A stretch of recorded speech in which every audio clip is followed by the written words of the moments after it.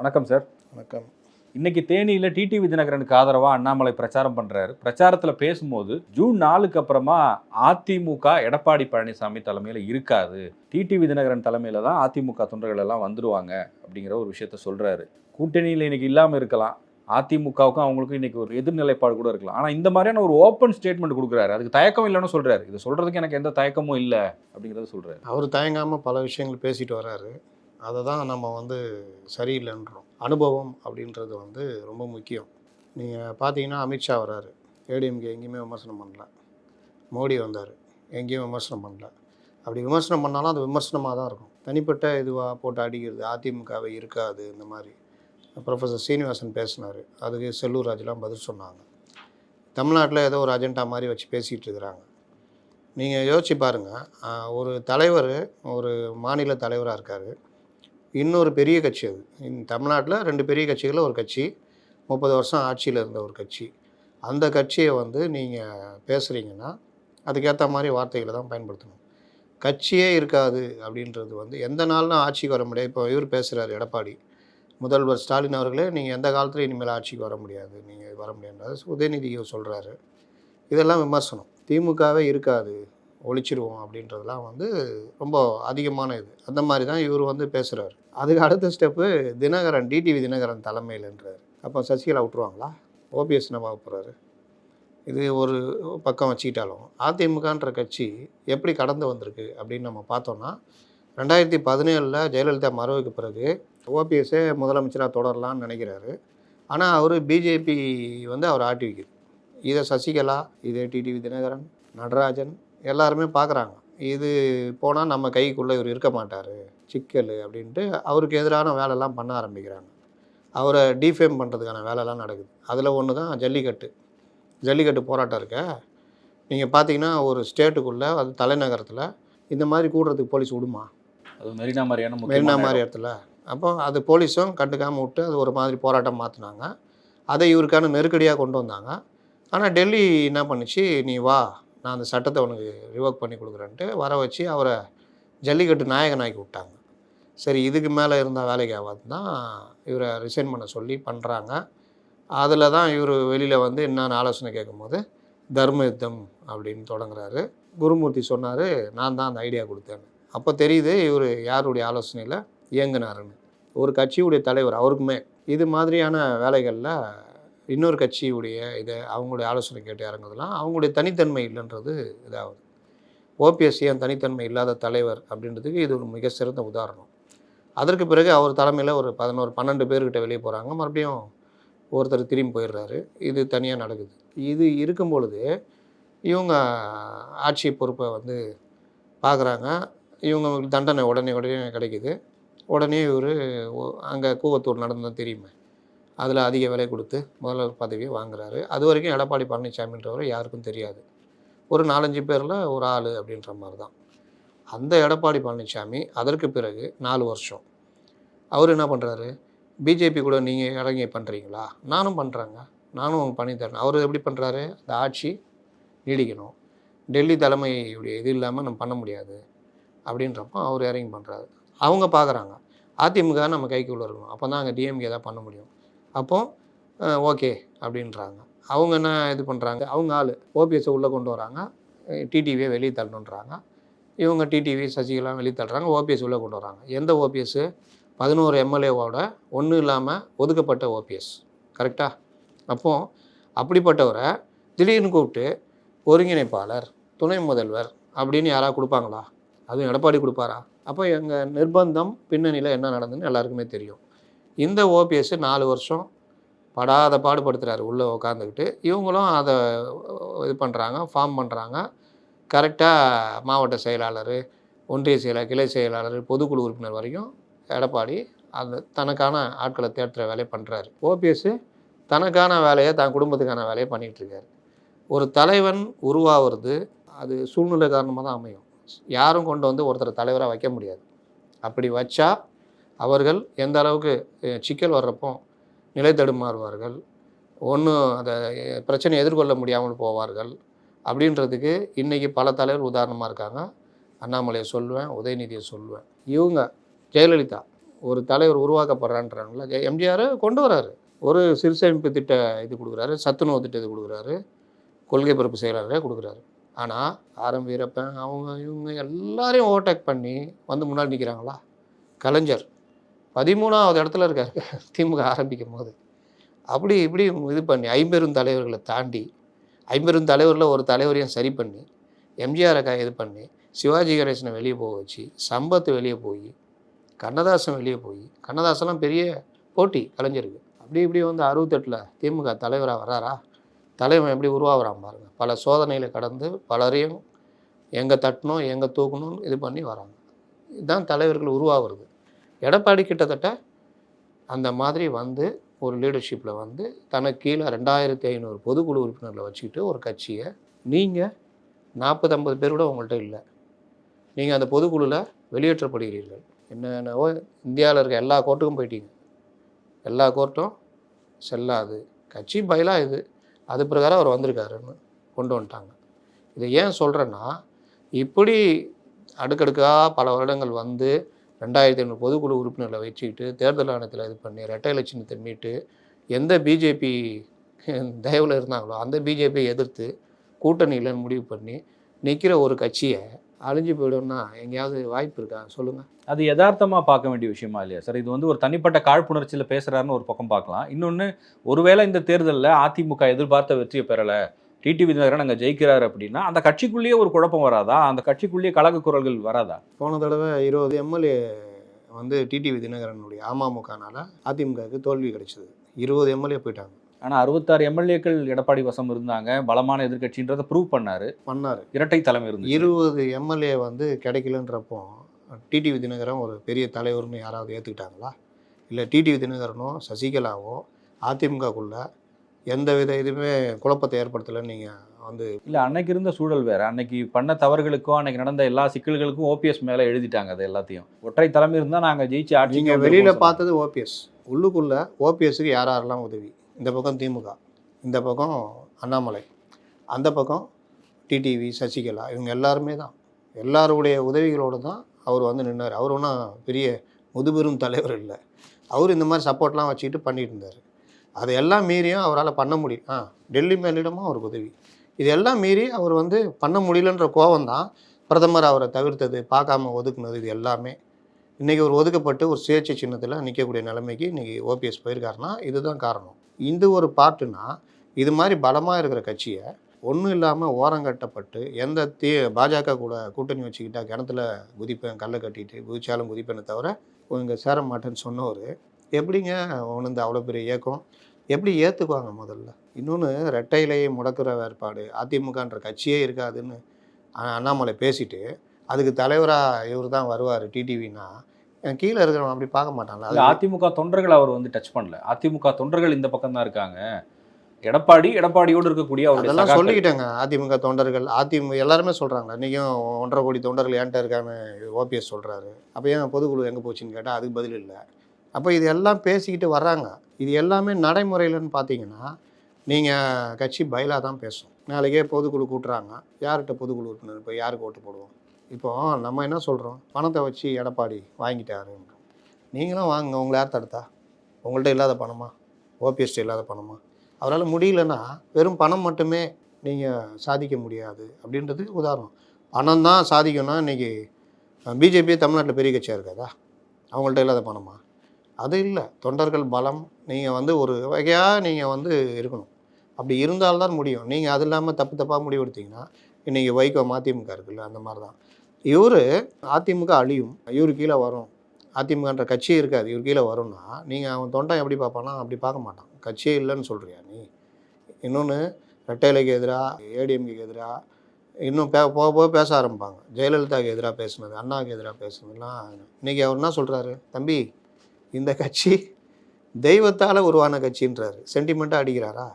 அதனால் நீங்கள் எடப்பாடின்ற அனுபவத்துக்கு முன்னாடி அண்ணாமலைன்றவர் கிட்டத்தட்ட ஸ்கூல் குழந்த மாதிரி. அந்த இதை வச்சுக்கிட்டுலாம் நீங்கள் இந்த மாதிரி விவாதங்கள்லாம் போகக்கூடாது. இது அழிஞ்சிரும், அது அழிஞ்சு திமுக சொல்லுவாங்கள்ல, திமுக அழிஞ்சிடும். அடிக்கடி கலைஞரே சொல்லிக்குவார், திமுகவை யாராலும் அழிக்க முடியாதுன்னு. இது எல்லாம் இந்த மாதிரி பேச்சுகள் மேடை பேச்சுகள் தான். நடைமுறைன்னு பார்த்தீங்கன்னா வேறு. நம்ம அதை தான் பேச முடியும். இன்னைக்கு அண்ணாமலை பேசுனது வந்து அரசியல் ரீதியான ஒரு கருத்தாவோ இல்லை எதை நம்ம அப்படி கூட எடுத்துக்கலாம்னு வைங்களேன். ஆனால் அதை தாண்டி எடப்பாடி பழனிசாமிக்கு இன்னைக்கு ஒரு நெருக்கடி இல்லையா சார்? அவர் ஜெயிச்சே ஆக வேண்டிய கட்டாயம் இல்லையா? இந்த தேர்தல் ஆரம்பிக்கும் பொழுது 39க்கு 0 அப்படின்ற ஒரு நிலைமை இருந்தது. கூட்டணி அதே கூட்டணி 2019 கூட்டணி தொடருது, வலுவான கூட்டணி. அந்த பக்கம் என்டிஏ உடஞ்சி 2ஆக நிற்கிது. பாஜக பாமக அங்கே நிற்கிறாங்க, தேமுதிக மட்டும்தான் இவங்களோட இருக்குது.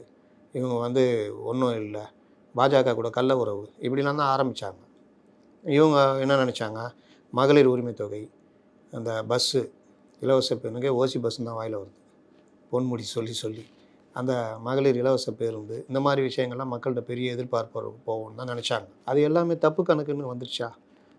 ஆரம்பத்துலேருந்து நான் ஒரு விஷயம் சொல்கிறேன். நீங்கள் இவர் கேட்குறாரு, இன்றைக்கி நேற்று கூட முதல்வர் பேசியிருக்காரு, பாஜக நீங்கள் வந்து இது வந்து நாடாளுமன்ற தேர்தல், பாஜகவை எதிர்த்து ஏன் பேச மாட்டீங்கன்னு கேட்டால், நாங்கள் கூட்டணியில், அவர் சொன்னது கூட்டணியில் அந்த டைமில் இருந்தப்போ கூட்டணியை எதிர்த்து பேசுறது கூட்டணி தர்மம் இல்லை, அதனால் பேசலை அப்படின்னு. இப்போ நாங்கள் எதிர்த்து பேசுவோம் அப்படின்னு. இவர் இப்போவும் எதிர்த்து பேசலை, அதனால் இவரை பற்றி பேசுறது சிம்பிளி வேஸ்ட் அப்படின்ட்டாரு. அதுவும் நம்ம செந்தில் வசனம் நீங்கள் பார்த்தீங்கன்னா அன்றைக்கி சொன்னார், ஃபேனை போடு எரியுதடி மாலா ஃபேனை போடு, அதெல்லாம் முதல்வர் பேசக்கூடாது. ஏன்னா அது மீம்ஸ் கிரியேட்டர் யூஸ் பண்ணுற வார்த்தை. எழுதி கொடுக்குறவங்களும் அதை எழுதி கொடுக்கக்கூடாது, தப்பு அது. ஒரு முதல்வர், கலைஞரின் மகன்றீங்க, எவ்வளோ பெரிய இடத்துல இருக்கீங்க, இந்த மாதிரி வார்த்தைகள் இந்த மாதிரி விஷயங்கள்லாம் போகிறதுலாம் வந்து நல்லா இல்லை. பலரும் என்ன சொல்கிறது, அடுக்குமொழி வசனங்களால் ஆர்ப்பரிக்கும் பேச்சுகளால் பொதுமக்களை கவர்ந்தவர், மாபெரும் இயக்கத்துடைய தலைவராக இருக்கிறவர். இது மாதிரி மீம் கிரியேட்டர்கள் பேசுகிற எரிதடி மாலா, சிம்பிளி வேஸ்ட்டு, என்ன பழனிசாமி இது, அந்த மாதிரி இதெல்லாம் வந்து பயன்படுத்துகிற அளவுக்கு கீழே அவங்களுக்கு கூட இருக்கிறவங்க, எழுதி கொடுக்குறவங்க அந்த லெவல் தான் இருக்கிறாங்கன்றதுக்காக இதை சொல்கிறேன். இல்லை, இன்றைக்கி இருக்க ட்ரெண்டுன்னு நம்ம பார்க்கக்கூடாதா? Social media trend. அவர் பேசுகிறாரு, ஒரு அரை மணி நேரம் 1 மணி நேரம் பேசுகிறாருன்னா, ஒரு சின்ன இடத்துல இந்த சோஷியல் மீடியாவுக்கான ஒரு கண்டென்ட் மாதிரி அவர் பேசுகிறது. சோஷியல் மீடியா ட்ரெண்டை பேச வேண்டியவங்க கீழே இருக்கவங்க பேசலாம், புதுசாக வர்ற யாராவது பேசலாம். உதயநிதி கூட பேசக்கூடாதுன்றான். அடுத்த தலைவராக எதிர்பார்க்கும் போது அவரும் அதெல்லாம் பேசக்கூடாது. நாங்கள் திருப்பி ஒரு விஷயம் சுட்டி காமிச்சிட்டே வரோம். ஒரு தலைவர் அப்படின்னா, இப்போ ஜெயலலிதா இருக்காங்க, என்ன கோபம் இருந்தாலும் திரு உதயநிதி ஸ்டாலின், திரு ஸ்டாலின், திரு தான் போடுவாங்க. பார்த்துருக்கீங்களா? தீய சக்தி மற்ற விஷயம் பேசுவாங்க, ஆனால் திரு உதயநிதி ஸ்டாலின், திரு இது, நீங்கள் ஜெயிலுக்கு போவீங்க திரு உதயநிதி ஸ்டாலின் சொல்கிறேன். ஏன் என்னைக்காவது அதிமுகவிலையோ இல்லை மற்ற தலைவர்கள் ஒரு மாதிரி தவழ்ந்து போய் எதை பார்த்தாரு, முட்டி போட்டு எதை காட்டினாரு, இந்த மாதிரி வார்த்தைகள் யாரும் பேசியிருக்க மாட்டாங்க. தனிப்பட்ட இவங்களை கொச்சையாக சிவி சண்முகம்லாம் பேசுகிறாரே சார் சில நேரத்தில். நம்ம அவரெல்லாம் நீங்கள் அந்த லீடர்ஷிப்பில் கொண்டு வராதீங்க. நம்ம சொல்கிறது வந்து அவர் கூட எந்த இதில் பேசியிருக்காரு? அந்த மாதிரி முதலமைச்சரே வந்து ஒருமையில் பேசியிருக்காரு. நீ வா போன்னு ஒருமையில் பேசுவாங்க. உனக்கு அது 2ஆம் கட்ட தலைவர்கள் நீ வா போன்னு ஒருமையில் பேசுவாங்க. பெரும்பாலும் அதிமுக தலைவர்கள் விட்டால் அது கூட இருக்காது. ஆனால் நீங்கள் லீடர்ஷிப் குவாலிட்டி, முதல்வர், அமைச்சர், இந்த மாதிரி இருக்கும் பொழுது இந்த மாதிரி வார்த்தைகள், இன்னொன்று நீ வா போன்னு பேசுகிறதும் தவழ்ந்து போய் நீ எதை காட்டணும்னு பேசுகிறதுக்கும் வித்தியாசம் இருக்குது. ஒரு வீட்டுக்கு போகிறோம், அங்கே நம்ம நண்பர்களோட பேசிகிட்டு இருக்கும்போது 4 வார்த்தை பேசுவோம். ஒரு உறவினர்களோட கும்பலாக இருக்கிற இடத்துல அந்த வார்த்தையை நம்ம பேச முடியாது. இடம் பொருள் யாவல்னுவாங்க. அந்த மாதிரி நம்ம தனியாக பேசுகிற வார்த்தையெல்லாம் மேலையில் பேசிட முடியாது. ஏன்னா உங்களை ஃபாலோ பண்ணுற கட்சிக்காரங்க, உங்களை ஃபாலோ பண்ணுற இளைஞர்கள் எல்லாம் இருப்பாங்க, அவங்க அந்த சிந்தனைக்கு ஆட்படுவாங்க. இன்னொன்று இதை வச்சு தான் அவங்க கட்சின்னு முடிவு பண்ணுவாங்க. அப்போது நீங்கள் இப்போ ராகுல் காந்தி வராரு, 1000 கோவம் இல்லையா அவருக்கு? மோடி மேலெலாம் அவ்வளோ கோவம் இல்லையா? அந்த இடத்த விட்டு அது நகர மாட்டார் பாருங்க. அந்த என்னவோ அந்த விஷயத்தை மட்டும் பேசிட்டு போயிட்டே இருப்பாங்க. அதுதான் விமர்சனம். தலைவர்கள் அப்படி தான் இருப்பாங்க. ஆனால் இன்றைக்கி இது போகுது. ஏன்னா ட்ரெண்டுன்னா இது ட்ரெண்டு கிடையாது. மோடி பண்ணுறாரு பாருங்க, அதுதான் ட்ரெண்டு.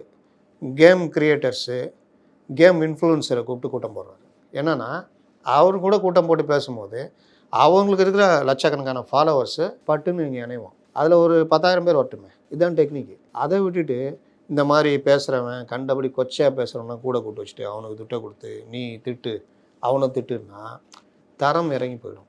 ஏற்கனவே திமுகனால எம்ஜிஆர் காலத்துலேருந்தே திமுக மேலே ஒரு மக்களுக்கு ஒரு கோபம் இருந்துகிட்டே இருக்கும். இவங்க வந்து ரவுடிசம் பண்ணுவாங்க, கொச்சையாக பேசுவாங்க, தரக்குறைவாக பேசுவாங்கன்னு. அதை மீண்டும் நிரூபிச்சுட்டே இருந்தால் நல்ல பேர் எடுக்க முடியாது. அதுவும் ஆட்சியில் இருக்கீங்க. ஆட்சியில் இருக்கும் பொழுது நீங்கள் ஒன்று பண்ணாலும் 10 தெரியும்.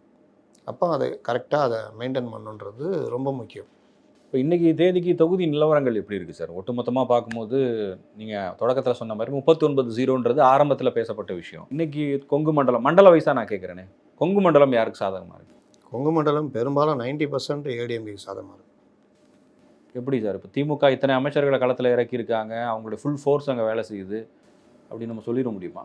என்ன வேலை செஞ்சாலும் 90% அதிமுகவுக்கு சாதகமாக. என்ன அதிமுக எம்பிக்கள் ஜெயிக்கிறாங்கன்னா அதில் 90% மேலே எம்பிக்கள் கொங்கு மண்டலத்தில் தான் வருவாங்க. ஏதோ போன தடவை கொங்கு மண்டலத்தில் அடித்தாங்க அப்படின்றது இல்லை. இன்னும் திமுக அங்கே கால் ஊன்றதுக்கான இது இல்லை. எப்படி டெல்டா மாவட்டத்தில் அதிமுக ஒன்றும் இல்லாமல் இருக்கோ, சேம் அதே தான் இங்கே கொங்கு மண்டலத்தில் அதிமுக வந்து பவராக இருக்குது. உள்ளாட்சி தேர்தலில் நல்லா பர்ஃபார்ம் பண்ணியிருந்தாங்க கொங்கு மண்டலத்தில். அதுக்கப்புறம் 3 வருஷம் ஆட்சி பண்ணிட்டாங்கல்ல, அந்த ஆட்சி கோபம் இருக்குல்ல. நீங்கள் 2019 மிகப்பெரிய அலை, அதில் நீங்கள் யாரை போட்டாலும் ஜெயிப்பாங்க. அதில் தான் ஜோதிமணி ஜெயிச்சது. தம்பிதுரைன்ற மிகப்பெரிய கேண்டிடேட்டை ஜோதிமணி அடித்தாங்க.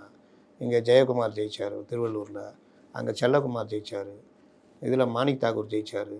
இதெல்லாம் பார்த்தீங்கன்னா ஒன்றுமே கிடையாது. விஷ்ணு பிரசாத், ஆரணி, இவங்கெல்லாம் ஒரு பெரிய எந்த கேண்டிடேட்டே கிடையாது. ஆனால் எனக்கு என்னென்னு ஜெயித்தாங்க, யாரும் ரொம்ப பெருசாலாம் செலவு பண்ணணும். அவ்வளோ பெரிய அலை 50% கூட்டணிக்கும் 20% என்டிஏக்கும் வருது.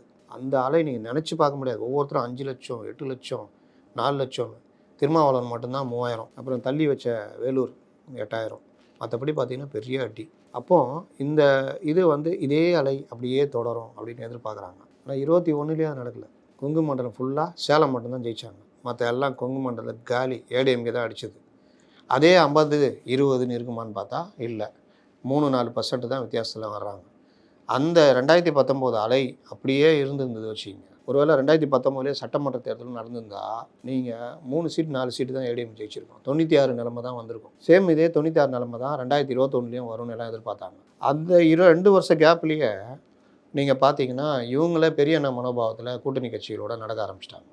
இத்தனை சீட் நாங்கள் நிற்கணும், ஆட்சியை பிடிக்கணும். இவங்களாம் இப்படி தான், இவ்வளோ சீட்டு தான், எல்லாருக்கும் 6 சீட்டு, உங்களுக்கு இத்தனை சீட், நீங்களாம் வந்து உதயசூரியன் நிற்கணும், இப்படிலாம் கண்டிஷன் போட ஆரம்பித்தாங்க. அதுலேயே கூட்டணி கட்சிகளோட ஒரு முரண் வந்தது. எல்லாம் சகிச்சுக்கிட்டு தான் நின்னாங்க. ஏன்னா எதிர் சைடு மாற்று இல்லை, அதிமுக அங்கே இருக்குது அப்படின்னு. அந்த டைமில் நீங்கள் பார்த்தீங்கன்னா இதே 2019 50%னா வாஷ் அவுட் ஏடிஎம்கே. ஆனால் நிலைமை மாறிடுச்சின்னு தெரிஞ்சுதா? இல்லை, இன்றைக்கி நம்ம இன்னொரு விஷயத்தையும் பார்க்கணும்ல சார். இதை பற்றி பேசும்போது கூட்டணி எல்லாம் மாறி இருக்கு. அது கொங்கு பற்றி பேசும்போது பிஜேபிக்கும் ஒரு சிக்னிஃபிகன்ஸ் இருக்காங்க. அதை நம்ம தவிர்த்து விட்டு பேச முடியுமா? 2 அணிகளாக இருக்காங்கல்ல அவங்க, அதிமுக பிஜேபி, இந்த பக்கம் திமுக. அதனால தான் நான் ஒன்றும் முடிக்கல. 2019 அதே கூட்டணி, பலம் வாய்ந்த கூட்டணி, 50% வாங்கின கூட்டணி. 2021 ஒன்றும் இல்லாமல் போன ஏடிஎம்கே என்டிஏ கூட்டணி. 2021 75 சீட்டு. நீங்கள் ஒன்றும் பெரிய வெற்றிலாம் கிடையாது, வழக்கமான வர்ற வெற்றி, அலையே கிடையாது. ஆனால் என்ன இருந்தது வெளியில்? ஸ்டாலின் தான் வராரு, விடியல் தர போகிறாரு. அந்த தேர்தல் அறிக்கை இருக்க ஒருத்தர் 2 பேர் இல்லைங்க, எனக்கு கூட பங்கு இருக்குது. எல்லாருக்குமே அதில் பங்கு இருக்குது. என்னென்ன இது பண்ணணும், இது வேணும், அது வேணும், எல்லாருக்கிட்டையும். நர்ஸா, செவிலியர்கள், உங்கள் இது சொல்லுங்கள். நீங்கள் டாக்டரா, உங்கள் இது சொல்லுங்கள். ஸ்டாலின் வராரு, விடியல் வந்துடும். நீங்கம்மா போக்குவரத்து தொழிலாளங்களா, ஓய்வு பெற்ற போக்குவரத்து தொழிலாளங்களா, பணபலன் இல்லையா, 100 நாள் தான் வந்தோடனே வேறு உங்களுக்கு இது எல்லாம் ஆட்சிக்கு வந்தோடனே இவ்வளோ ஒரு எதிர்பார்ப்போட 2019 ஜெயிச்சு 40க்கு 39 தொகுதி பாண்டிச்சேரியோடு சேர்த்து ஜெயிச்ச திமுக கூட்டணி அவ்வளோ பெரிய தேர்தல் அறிக்கை, மிகப்பெரிய ஆயுதம். எல்லாரும் இன்டலெக்சுவல், சமூக ஆர்வலர்கள், என்ஜிஓஸ், ஆனவர், இவர் மாணவர்கள், கல்வி கடனா ரத்து, என்ன வேணும், நகை இருந்தால் கொண்டு போய் வச்சுருங்க, 1 லட்ச ரூபா வரைக்கும் ரத்து, விவசாய கடனா ரத்து, பயிர் காப்பீட்டு இதுவா பார்த்துக்குறோம். இப்படியே எல்லாரும் வந்தால் பெரிய லெவலில் ஒன்றும் ரீச் இல்லை. அவ்வளோ பெரிய இது இருந்தது. இந்த 3 வருஷம் பாருங்கள் எவ்வளோ பிரச்சனைகள். விலைவாசி பார்த்தீங்கன்னா எங்கேயோ பெரிய ஒரு விலைவாசி பற்றி சென்ட்ரல் கவர்மெண்ட் இதை நேற்று ஒரு இண்டூவில் வந்த ஆய்வை வச்சுட்டு இவர் பேசுகிறாரு. ஸ்டேட் கவர்மெண்ட் விலைவாசி எப்படி இருக்குது? நீங்கள் சென்ட்ரல் கவர்மெண்ட்டை வந்து ஏற்றுக்க மாட்டாங்க ஜனங்க. வீட்டில் இருக்கிற அம்மா கிட்ட கேட்டிங்கன்னா இவங்க ஆட்சிக்கு வந்தாலே இப்படி தான், கரண்ட்டு பில்லை ஏற்றுவாங்க, வீட்டு வரி, சொத்து வரி, இது விலைவாசி உயர்வு. நீங்கள் அரிசி, பருப்பு, மற்ற நீங்கள் பேசுகிறீங்களா, இங்கே எடுத்து ஸ்டேட் கவர்மெண்ட் எடுத்து போட்டால் எவ்வளோ இருக்குது. 2வது அதிமுகவில் இருந்த பல திட்டங்கள், அம்மா உணவகம் எடுத்துக்கோங்க, இல்லை இந்த தாலிக்கு தங்கம், லேப்டாப்பு, கல்வி கடன் ரத்துன்னு சொன்னீங்க. உங்கள் அறிக்கையிலே இப்போ சொல்கிறீங்க இந்தியா முழுவதும் கல்வி கடன் ரத்துன்னு. தமிழ்நாட்டிலே நீங்கள் பண்ணலையே. இந்த மாதிரி பல விஷயம் மாற்றாக அவங்க சில திட்டங்களை கொண்டு வந்தோம்னு சொல்கிறாங்க. இப்போ தாலிக்கு ஒவ்வொரு தடவை சொல்லிட்டு பண்ணலாம், ஏற்றுக்க மாட்டாங்க. உயர்கல்வியில் பெண்களுக்கான உதவித்தொகை, உயர்கல்விக்கும் பெண்களுக்கான உதவித்தொகை கொடுக்கறதுக்கும் தாலிக்கு தங்கத்துக்கும் என்ன சம்பந்தம் இருக்குது சொல்லுங்கள். இல்லை, அதை நடைமுறைப்படுத்துறதுல சில என்ன சிக்கல், என்ன சிக்கல்? 42 கோடி ரூபா கொடுத்து ரேஷன் எடுத்துக்கிறதுல சிக்கல் இல்லை, தாலிக்கு தங்கம் கொடுக்குறதுல சிக்கலா? 35 கோடி ரூபா கொடுத்து அம்மா உணவகம் நடத்துகிற சிக்கல், 42 கோடி கொடுத்து ரேஷன் நடத்துகிற சிக்கல் இல்லையா? 4000 கோடி ரூபா கொடுத்து உள்கட்டமைப்புலாம் பண்ணுறோன்னு நீங்கள் உலக வங்கியில் கடன் வாங்கினீங்க. என்ன உள்கட்டமைப்பு பண்ணியிருக்கீங்க? இன்றைக்கும் டேக் டைவர்ஷன் மழை தண்ணி தேங்கிறது எல்லாம் நடக்குது. இது எல்லாம் நம்ம சொல்லலை, ஜனங்க பார்த்துக்கிட்டே இருப்பாங்க, எல்லாம் கேள்விகளாக வரும். நீங்கள் அங்கே கை நீட்டும் போதே இங்கே 3 விரல் உங்களை நோக்கி நீளுதுன்றதை மறந்துடுறீங்க. இன்றைக்கி தென் சென்னையில் கடுமையாக வெறுக்கப்பட்ட ஒரு எம்பினா தமிழச்சி தங்கப்பாண்டியன். ஆனால் தெரிஞ்சோ தெரியாமலோ இந்த கூட்டணி பலம் இல்லை பாஜக ஓட்டுகளை பிரித்தா நீங்கள் ஜெயிச்சிருவீங்கன்றது தான் நிலமை. உங்கள் வேலைக்காகவோ திமுகவுடைய செயல்பாட்டுக்காகவோ அங்கே ஓட்டு விழலை. சேம் இதே தான் இவர் கேட்குறாரு, இந்த மாதிரி ஏன் மத்திய அரசை எதிர்த்து பேச மாட்டேங்கிறாருன்னு. இவ்வளோ பிரச்சனையை வச்சுருக்கிற திமுகவை எதிர்த்தா தான் அதிமுக சஸ்டெயின் ஆகும். இது நடைமுறை. திமுகவுக்கும் அதிமுகவுக்கும் தான் இங்கே போட்டி. பிஜேபிலாம் சும்மா அப்படி லைட்டாக திட்டு போவாங்க. திமுகவை அடித்தா தான் அதிமுக கொஞ்சமாவது கொண்டு வர முடியும். அப்போ இந்த பிரச்சனைகள் நீங்கள் ஏன் கொங்கு மண்டலம் அப்படின்னு பார்த்தீங்கன்னா மின்சாரம், நெசவு தொழில், விவசாயம், பயிர் காப்பீடு, பல விஷயங்கள் அங்கத்து இதுக்கு எல்லாருமே கடுமையான கோபத்தில் இருக்காங்க. நீங்கள் வந்து ஒன்றுமே அவங்கள பற்றி கவலையே படல. செந்தில் பாலாஜி என்கிற மனிதர் சுத்தமாக காலி பண்ணி விட்டுருக்காரு. அந்த கோபம் ஏற்கனவே ஏடிஎம்கே பெல்ட் அது. இது எல்லாம் சேர்ந்து அங்கே வந்து நிற்கிது. இன்னொன்று, நம்ம வந்து இந்த சார்பு விருப்பு வெறுப்பு அடிப்படையில் அணுகலை. அதிமுக ஆட்சியில் ஊழல் இருந்ததா இருந்தது, இங்கே இருக்கா இருக்குது. நீங்கள் மாற்றா நாங்கள் இதெல்லாம் பண்ணோன்னு சொல்லிட்டு வந்தீங்க, பண்ணலை. இப்போ ஜனங்களுக்கு எப்போ யார் ஆட்சியில் இருக்காங்களோ அவங்கள தான் முதல் கோபம் வரும். இவங்களுடைய மேலே கோபமே இருக்காது, சுத்தமாக மறந்துருப்பாங்க. இப்போது இவங்க நிற்கும் போது ஒவ்வொரு தொகுதியாக பார்த்துட்டு வரும்பொழுது எங்களுடைய கணிப்பு 15க்கு 15 ஸ்வீப்புங்கிறீங்க. அப்போ கொங்கு ஃபுல்லாகவே ஏடிஎம்கே. நீங்கள் ஏதாவது ஒரு தொகுதி மாற்றி சொல்லுங்கள். இல்லை, இன்றைக்கி வேட்பாளர்களும் இருப்பாங்க. நீங்கள் சொல்கிற ஃபேக்டர்ஸ் ஒரு பக்கம் இருந்தாலும் பல காரணங்கள் இருக்குன்னு சொல்லுவாங்க. ஒரு தேர்தல் வெற்றியில் பலமான வேட்பாளர்கள் இல்லைங்கிற ஒரு குறை இருக்குது. பிரச்சாரம் பண்ணுறதுக்கு எடப்பாடி பழனிசாமி பலமான வேட்பாளர்கள் இல்லை அப்படின்ற இடத்துல பிரச்சாரம் மற்ற விஷயங்களை கொண்டு போய் ரீச் பண்ணியிருக்காங்க. இது ஒன்று நடந்திருக்கு. பலமான தலைவர்கள் பின்னாடி இருந்து தேர்தலை வழி நடத்துகிறார்கள். வேலுமணி, தங்கமணி போன்றவர்கள் இருக்காங்க. சிங்கை ராமச்சந்திரன் எடுத்துக்கிட்டிங்கன்னா ஃபஸ்ட் டைம் நிற்கிறாரு, இளைஞர், ஒன்றும் கிடையாது. எதிர்த்தாப்பில் நிற்கிறது யாருன்னு பார்த்தீங்கன்னா கணபதி ராஜ்குமார். திமுகலே அவரை பிடிக்காதவங்க தான் அதிகம். இன்னொன்று செந்தில் பாலாஜி ஆள். செந்தில் பாலாஜிக்காக அவரை கொண்டு வராங்க. கொண்டு வரும்போது என்ன சொன்னாங்க, அண்ணாமலைக்காக தான் ஒரு அட்ஜஸ்ட்மெண்ட்டுக்கு தான் அவரை கொண்டு வராங்க. அண்ணாமலை யார், பெரிய லெவலில் ரீச் இருக்குது. ஆனால் அவருக்கு அங்கே வேலை செய்கிறதுக்கோ பூத்தில் வேலை செய்கிறதுக்கோ ஆள் கிடையாது. நகர்ப்புற வாக்காளர்கள் அவருக்கு வாக்களிக்க ரெடியாக இருக்காங்க. ஏன்னா முழுதும் சமூக வலைதளம் இந்த மாதிரி விஷயம். ஆனால் கீழே நீங்கள் கிராமங்கள் தோறும் 6 தொகுதியில் ஒரு தொகுதி வானதி ஜெயித்த தொகுதி. அங்கே பாஜக நகர்ப்புறத்தில் வெயிட்டாக இருந்தாலும் அந்த வானதி ஜெயிக்கிறதுக்கும் அதிமுக தான் காரணமாக இருந்தது. தனியாக நின்று அவங்க ஜெயிச்சிருக்க முடியாது. அப்போ இது எல்லாமே கூட்டி கழித்து பார்த்தா அதிமுக அங்கே எளிதாக சாதாரணமாக ஜெயிக்குன்றது தான் அங்கத்தி கள நிலவரம். இந்த மாதிரி ஒவ்வொரு இது பார்த்திங்கன்னா சேலம் கொஞ்சம் இதுவாக இருக்குது, செல்வ கணபதி இதுன்னு. அங்கேயும் கூட என்ன சொல்கிறாங்க, சேலத்துலேயும் இவங்களுக்கு அந்த 10.5%, தருமபுரியிலையும் அந்த 10.5% பெரிய அளவில் ஏடிஎம்கேக்கு ஒரு மரியாதை கொடுத்துருக்கு அப்படின்னு. சௌமியா இப்போ தான் கேன்சல் ஆயிடுச்சுன்ற பிரச்சாரத்தை கொண்டு போய் சேர்க்குறாங்களே.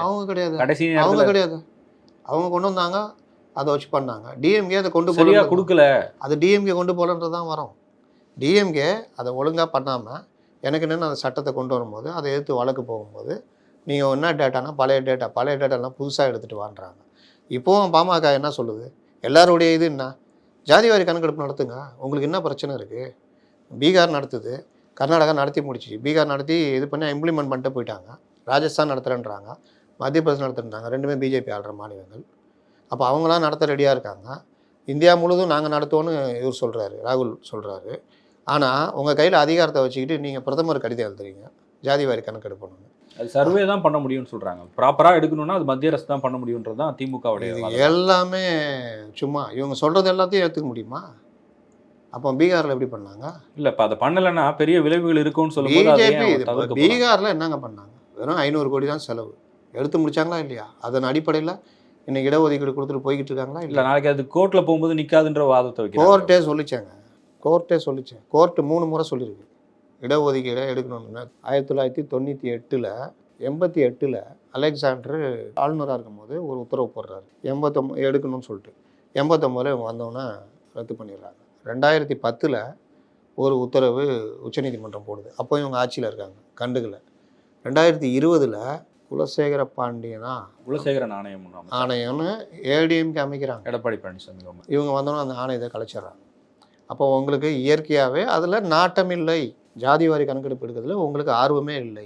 அதிலும் இப்போ இருக்கிற திமுக தலைவர்கள் சமூக நீதினு வாயில் பேசுகிறாங்களே தவிர அவங்களுக்கு சமூக நீதி பற்றி அக்கறையே கிடையாது. சும்மா பேசுறது. இவர்கள் வந்து அந்த மாதிரி ஒரு புடம் போட்டு வந்த தலைவர்களாக இன்றைக்கி இருக்கிறவங்க இல்லை. எல்லாருமே ஏதோ ஒரு சமூகத்தை சார்ந்து அந்த எண்ணத்தோடய தான் ஓடிட்டு இருக்காங்க.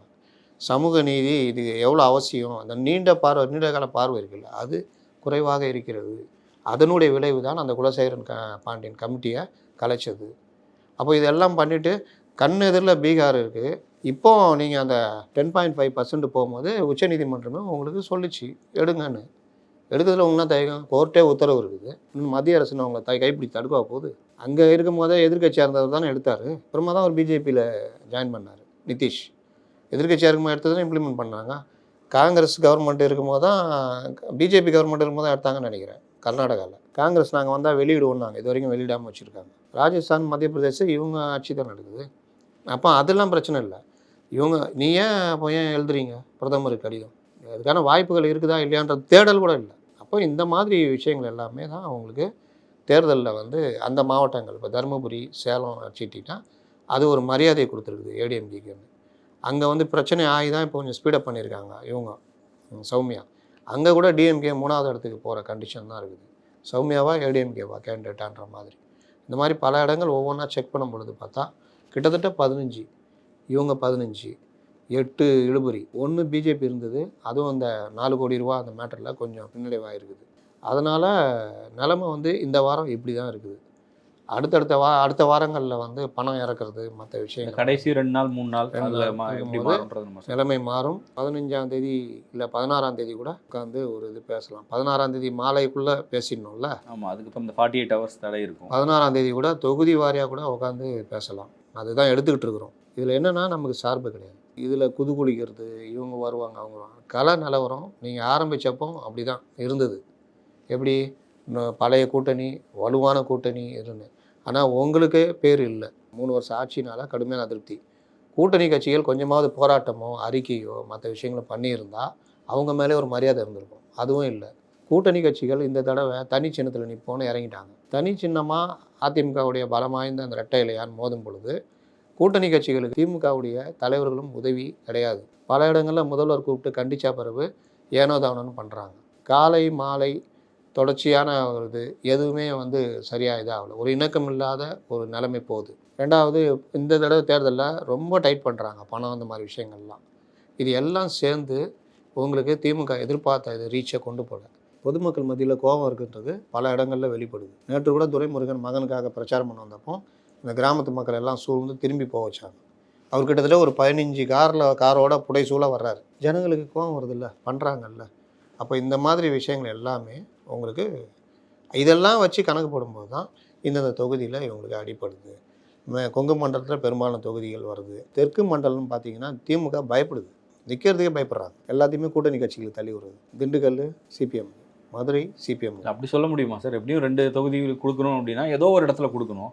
நம்ம தெற்கில் கொடுத்தாங்கன்னா அது பயந்துட்டு கொடுத்தாங்கன்னு சொல்ல முடியுமா? மதுரை கொடுத்தீங்கல்ல, இந்த சைடு கோவை கொடுக்க வேண்டியது. மதுரை ஏற்கனவே கூட்டணி வசம் இருந்தது, கோவை கொடுக்க வேண்டியதுனா இல்லை வேற வடக்கு மாநிலம். கோவையில் தான் நீங்கள் திமுக வீக்காக இருக்குன்னு சொல்லும்போது அங்கே நாங்கள் காமிக்கிறோம் யாருன்னு தான் அதை வாங்கி நிற்கிறாங்க. அங்கே மறுபடியும் வீக்காக தானே இருக்குது. அது ரிசல்ட் பிடிங்க.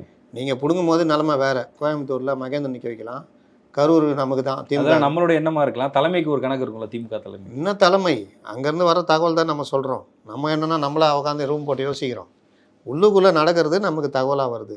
திமுகவில் பேசுவாங்க, ஏடிஎம்கேல பேசுவாங்க. அது ஏடிஎம்கேல இப்போ ஈரோடு வேட்பாளர் பண்ணுற கூத்து அங்கே ஏடிஎம்கேட வெற்றியே பாதிக்கிற அளவுக்கு போகுது.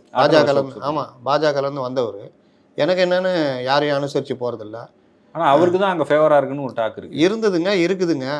ஆனால் நீங்கள் இப்படி நடந்தீங்கன்னா என்ன ஆகும்? கட்சிக்காரங்க வேலை செய்யணும், அவங்களுக்கு ஏதாவது பண்ணுங்கன்னா நான் ஏன் பண்ணணும்? கட்சியில் அப்போ எதுக்கு இருக்கிற அப்படின்னா நீ யார்? பாஜகலேருந்து வந்தவர், உனக்கே நான் பண்ணணும் அவன் முடிவு பண்ணான். இன்னொன்று, கட்சி தொண்டர்களோ நிர்வாகிகளோ மற்றவங்களோ காசு பணம் பார்க்குறது இந்த பீரியடு தான். மேலேருந்து வந்து அவன் டெய்லியும் வேலையை விட்டு வர்றான் பண்ணுறான்னா அவனுக்குரிய பண்ணுறது இதெல்லாம். இது எதுவுமே நான் பண்ண மாட்டேன், நீங்களாம் ஓட்டு போட்டே ஆகணும். ஒரு குறிப்பிட்ட சமூகம் இருக்குது, அங்கே வந்து ஏதாவது பண்ணால் தான் அந்த சமூக மக்கள் இது பண்ணால் நான்லாம் பண்ண மாட்டேன். இந்த மாதிரி தலைவர்களை முறைக்கிறது. நீங்கள் ரொம்ப பண்ணிங்கன்னா நான் தூக்கி வாபஸ் சொல்லிட்டு போயிடுவேன் அப்படின்னா, ஐயோ எப்பா ஒருபா பார்த்துக்கலாம் அப்படின்னு. அப்போது இந்த மாதிரி விஷயங்கள் எல்லாம் நமக்கு எப்படி வருது? இதெல்லாம் நேற்று முந்தானத்தே நமக்கு நிலவரம் வருது, இன்றைக்கி அது நாளிதழில் வருது. இந்த மாதிரி விஷயங்களை வச்சு தான் நம்ம பேசுகிறோம். அதனால் திமுகக்குள்ளே என்ன பிரச்சனை? கரூர் கிடைக்கும், கரூரில் நல்ல வேட்பாளர் போடலாம், கோவை வந்து மகேந்திரன் நிற்க வைக்கலாம், டஃப் கொடுக்கலான்னு பார்த்தாங்க. அங்கே பார்த்தா திடீர்னு கரூர் அந்த அம்மா போய் ராகுல் காந்திகிட்ட சொல்லி வாங்கிட்டு வந்துச்சு. ஒன்றும் பண்ண முடியல. சகோதரன்ல, சகோதரன் கேட்டால் கொடுக்கணும், கொடுத்துட்டாரு. அப்போ கோயம்புத்தூர் மகேந்திரன் ஓரம் கட்டுங்க, உள்ளகிறாரில் அவர் வந்து சொல்கிறாரு இவரை போடுங்க நான் பார்த்துக்கிறேன்ட்டு போடுறாங்க. இதான் நடந்தது. அப்போ அவர் இஷ்டத்துக்கு வந்த வேட்பாளரை திமுககாரங்க எப்படி ஏற்றுக்குவான், தொண்டன் எப்படி ஏற்றுக்குவான்? செந்தில் பாலாஜி வெளியில் இருந்தார்னா ஒர்க் பண்ணுவார், ஜெயிக்க வைப்பார். உள்ளூரில் இருந்து என்ன பண்ண முடியும்? இதுதான் நிலமை. அப்போ ஒவ்வொரு தொகுதியும் நம்ம பார்த்துக்கிட்டு இருக்கும்போது அதுதான் சொல்கிறோம். தென் மாவட்டத்தில் சிபிஎம்முக்கு ஒரு பக்கத்தில் 2 தொகுதி கொடுக்குறீங்க, நெல்லையில் நிற்கிறதுக்கு பயப்படுறீங்க, இதே கூட்டணி கொடுக்குறீங்க ராமநாதபுரத்தை. அங்கே இருக்கிற திமுககாரங்க இப்போ ஒத்துழைக்கல இல்லை. ஆனாலும் அங்கே ஏகப்பட்ட குழப்பம். ராமநாதபுரம் ஏடிஎம்கே ஜெயிக்க வேண்டியது, இந்த குழப்பத்தினால நவாஸ் கனி ஜெயிக்கிறதுக்கும் வாய்ப்பு இருக்குது. இதெல்லாம் நம்ம என்ன ராமநாதபுரம் ஏடிஎம்கே தாங்க ஜெயிக்கும்னு நம்ம சொல்லலையே. கள நிலவரம் பார்க்கும்போது இப்போ தென் சென்னை கடுமையான கோபம் இருக்குது அந்த அம்மா மேலே. ஆனால் தமிழிசை பெரிய அளவில் வாக்குகளை பிரிக்கிறதுக்கான வாய்ப்புகள் இருக்குன்றாங்க. அப்படி இருக்கும் பொழுது பார்த்தா கொஞ்சம் பெரிய பார்ட்டின்னு வரும்பொழுது திமுகவுக்கு வாய்ப்பாக போகும். சென்னை வந்து திருப்பி டிஎம்கே ரிட்டைன் பண்ணிடுவாங்களா? பண்ணிவிடுவாங்க.